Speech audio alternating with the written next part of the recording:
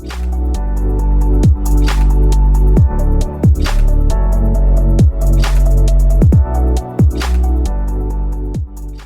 just have to check on the platforms as well. We are live. Hello, everybody. Thank you for joining. I'm just checking that we are officially live everywhere. Hope you're all doing really well. It's middle of the week, which is wonderful. And today we have a lovely guest with us, Lulu.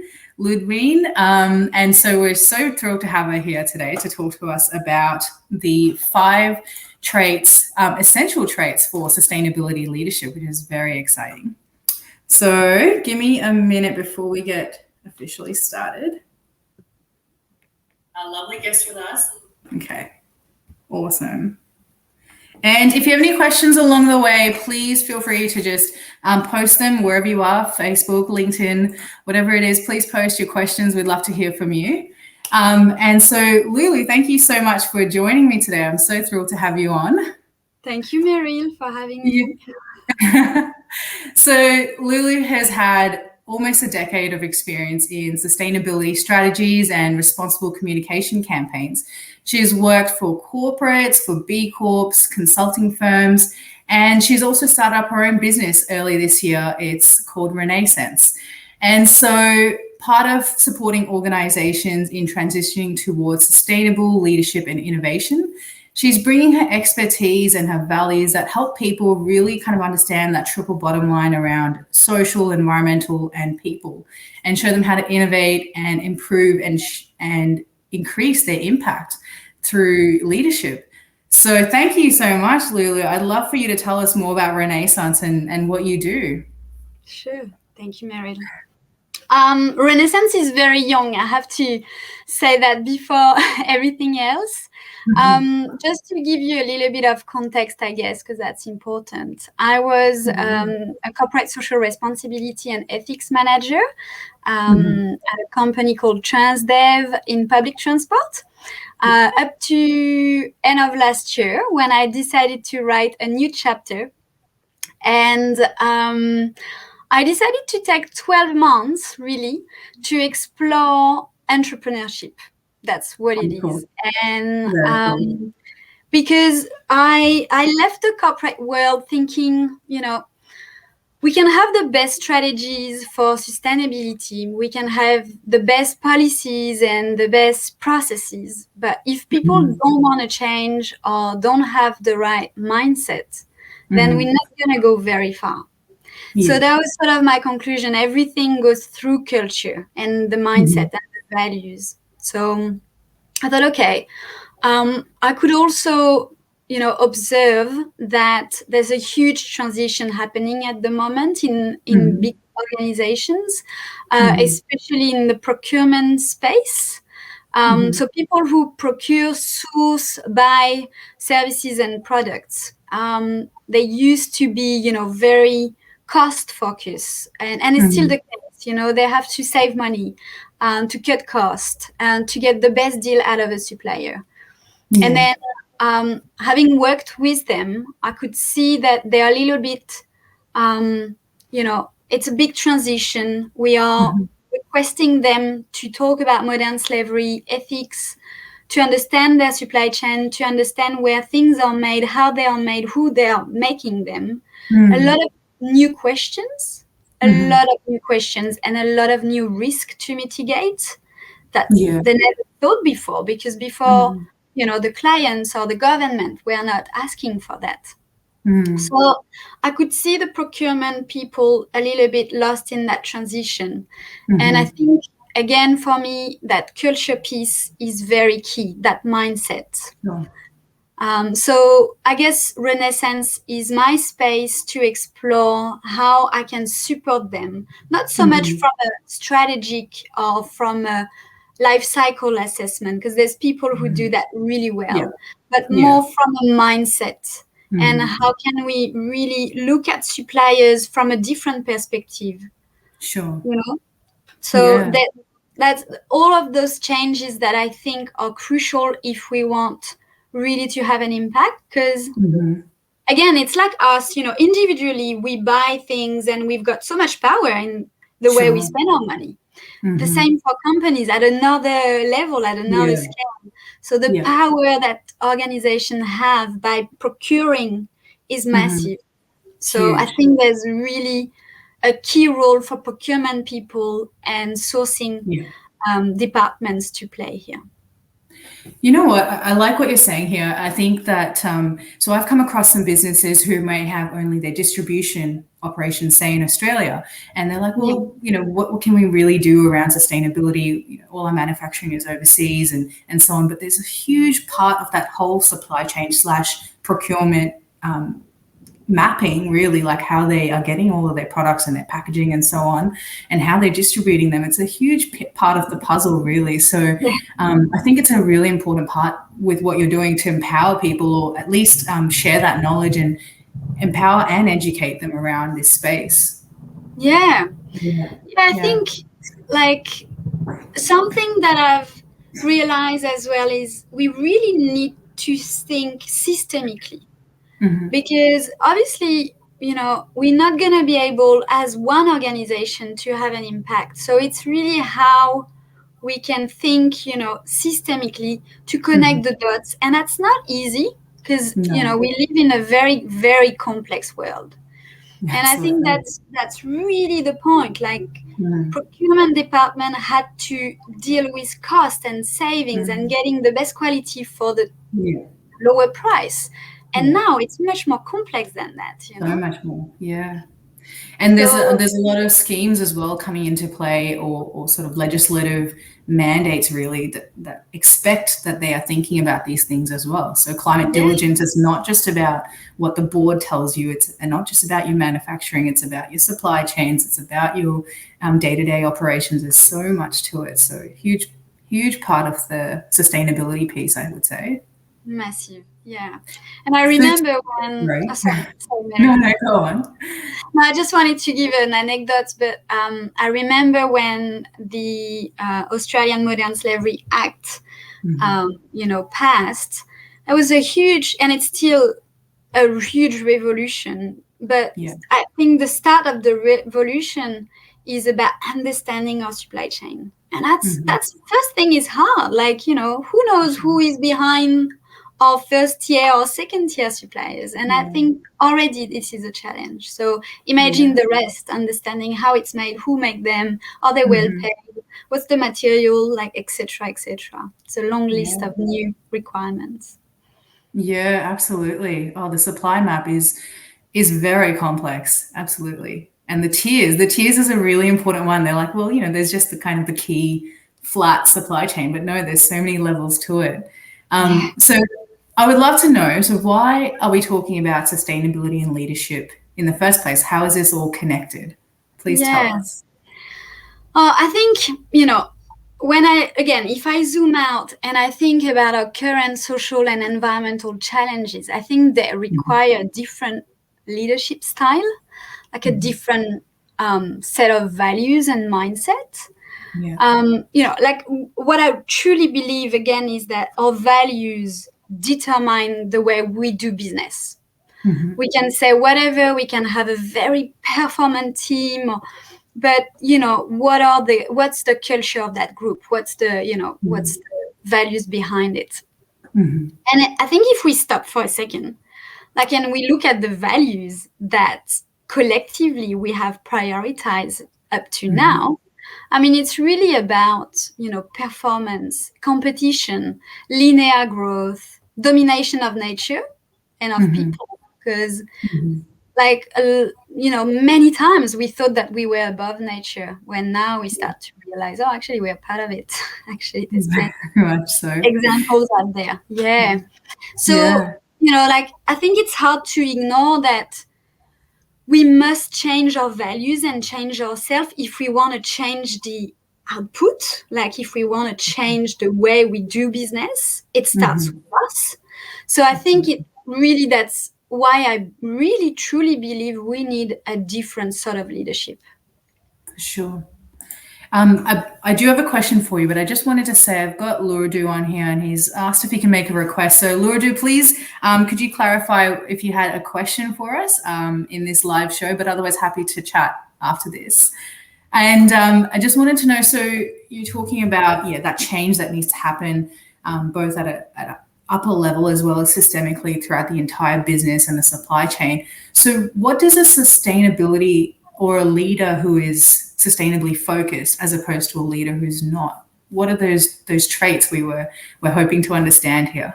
Yeah, I think there's something, and it might sound a bit cheesy, but I think it's so important, is the caring part of a leader. And I think we forgot that at the end of the day, we are all humans, and that's what matters. Like, really is like, do we care about the people, and do we care about our environment? And that morally driven would be a trait that I think is really, really important. Another thing is, and we talked about that already, is that systemic thinking. Not seeing things in silos, but things like being able to move in and out, like to go to the balcony and then on the dance floor, and then again, back and forth. I think this is very important, to see how things are connected, and the ability also to see the root cause of, unsustainable behaviors or business morals or practices. I think that's two important points. Another one is, open-minded, that curiosity, that willingness to see things through other people's point of view. Like, I think that's very, very key. And another one that is hugely important, and I can see that that is, improving, but that's self-awareness, empathetic. And we talked about that offline, but I think, that we need leaders with a high level of emotional intelligence, like really the ability to understand their own emotions, the emotion of others, and then how we can, communicate that, and deal with that. And we forgot about that for years and years and years. Like, we did, yeah. So it's so important. The humility to listen and be aware of what's happening. So that's, and I would say the fifth one, and not the, a very, very important one, is the courage, the vision. Because obviously, we need people to see things long term. Again, when I was talking about the values that have been driven us for so long, is that short-term thinking. Sure. And the short-term thinking is really the cause of so many of our issues now. So I think the ability to make decisions that in the short term might not be very, pleasant or comfortable, but that are really going to have a good impact on the long term. I think, it's very important.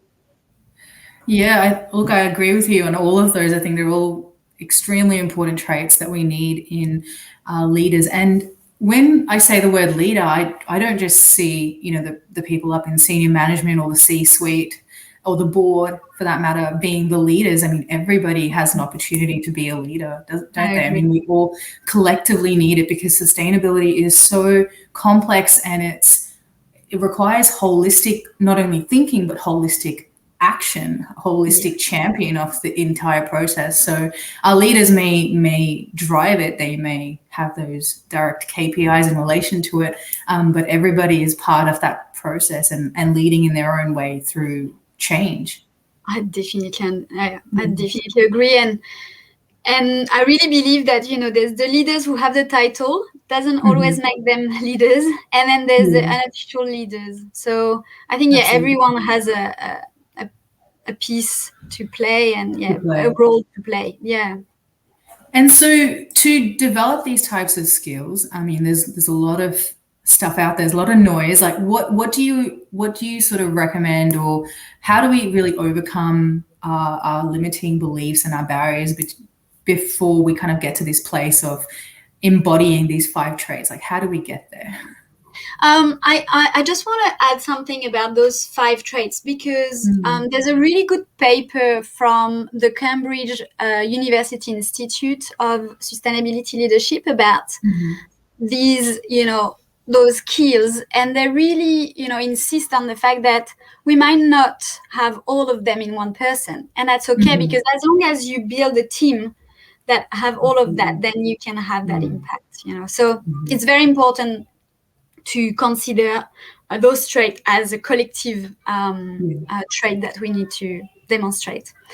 But I guess to answer your question, it's really about education and practice. Raising awareness, attending a workshop. It can take so many different forms: a podcast, an article, something that resonates with us. But also, I think organizations have a huge opportunity to capture the attention of their employees, because when you think about it, like, how many hours do we spend working for our company?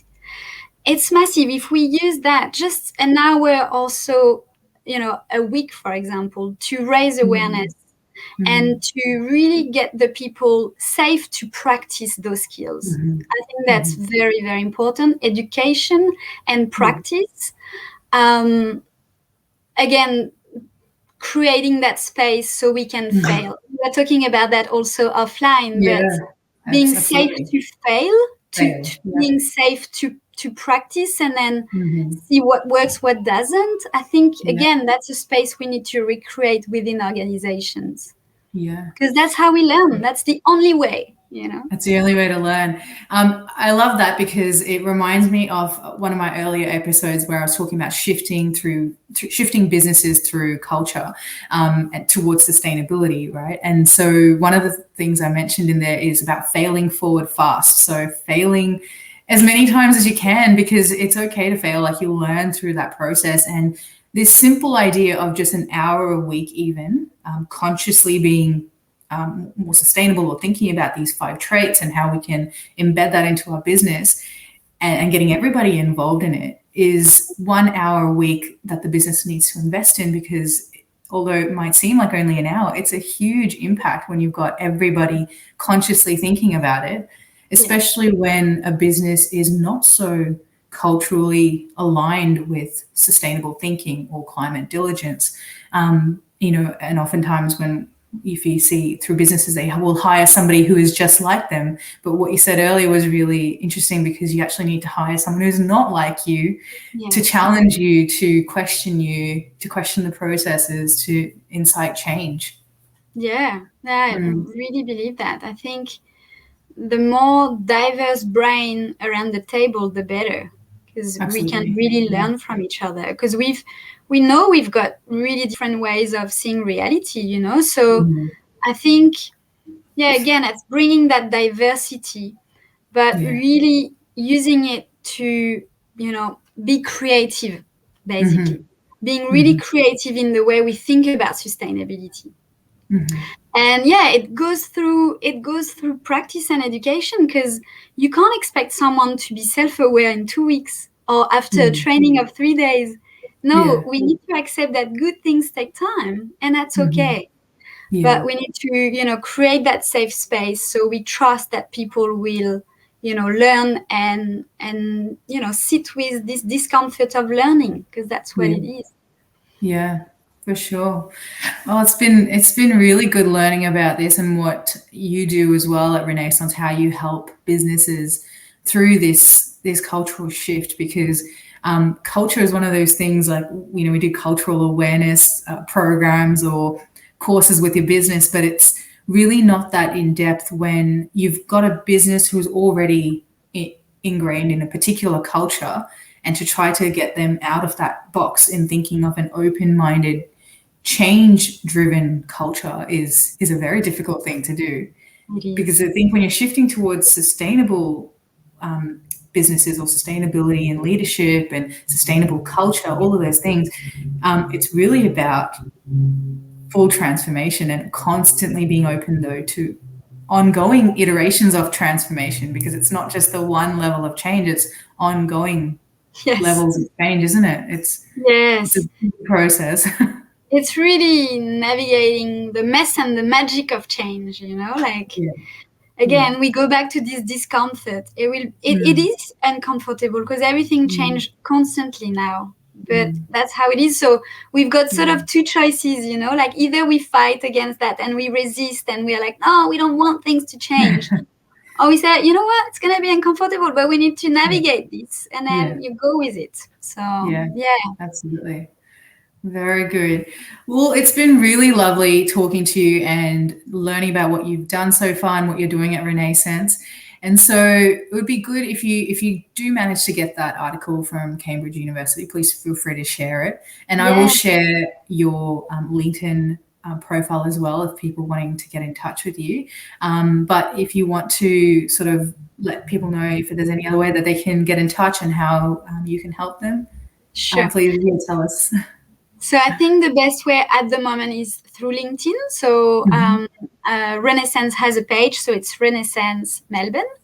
And just RenaisSENSE, it's the end of RenaisSENSE, it's SENSE, because I wanted to play on words with the senses, the vision for the long-term vision, the intuition, and then the active listening. So that's really important.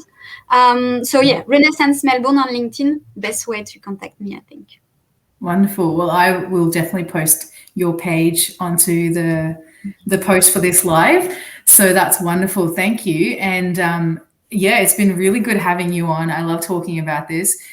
It's a big part of what I try to push in my business as well. It's about shifting through culture. So I love this topic. It's wonderful. Yeah, me too. And I think we'll meet again to talk about I think we'll have plenty to chat about. We had a long chat before this and we had to actually consciously stop, didn't we? Oh, very good. Well, thank you everybody for joining. It's been so wonderful having you on and having Lulu talk to us about the 5 traits for sustainability leadership. And I hope you will catch us next week, catch me next week for our next episode. And thank you all for joining me. Have a wonderful evening. Have a wonderful week. Bye. Bye.